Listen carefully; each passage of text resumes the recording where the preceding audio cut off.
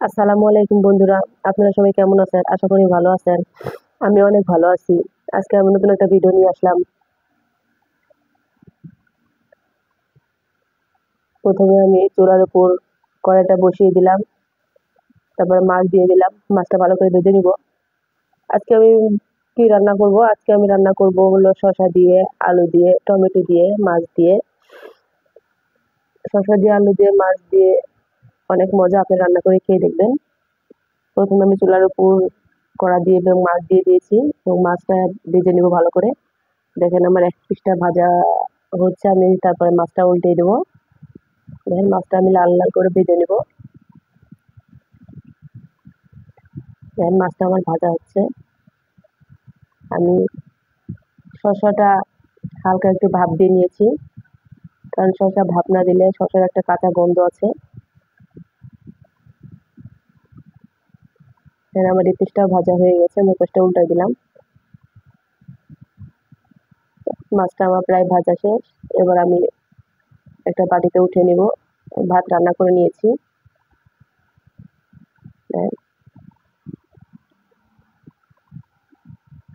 এবার ওই মাছ ভাজা তেলের মধ্যে আমি কাঁচামরিচ এবং কুচি করে রাখা পেঁয়াজ দিয়ে দিলাম, দিয়ে ভালো করে ভেজে নেব।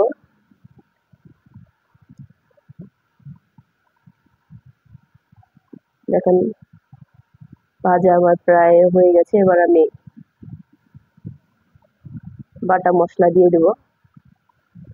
আদা বাটা, রসুন বাটা, জিরা বাটা সব জায়গায় সব একসঙ্গে বেটে নিয়েছি, সেটা আমি দিয়ে দেব। দিয়ে হালকা একটু নেড়ে নেব।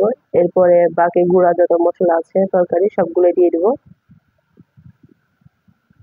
দেখেন লবণ, হলুদের গুঁড়া, মরিচের গুঁড়া, ধনিয়ার গুঁড়া সবগুলো দিয়ে এবং মশলাটা কষিয়ে নিব।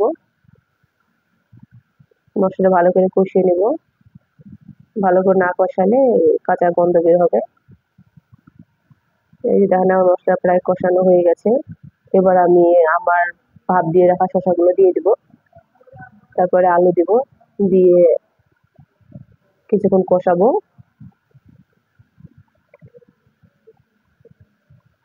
এটা হালকা একটু পানি দিয়ে দিব, দিয়ে কষাবো। এটা আমার প্রায় কষানো হয়ে গেছে। এবার আমি টমেটো দিয়ে হালকা একটু কষাবো।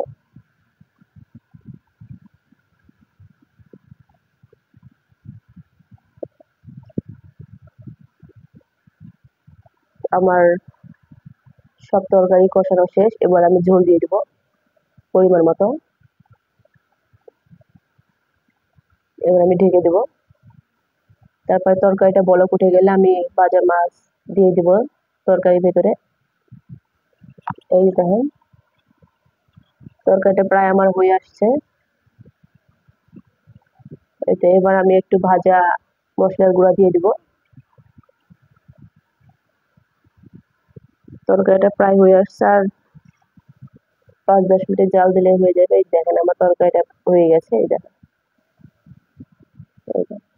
তরকারির কালারটা দেখছেন, অনেক সুন্দর। তরকারিটা খেতে অনেক মজা হবে। আপনারা কমেন্ট করে বলবেন শসা দিয়ে, আলু দিয়ে, টমেটো দিয়ে খেতে কার কার ভালো লাগে। আমার তো অনেক ভালো লাগে। ধন্যবাদ, সবাই ভালো থাকবেন।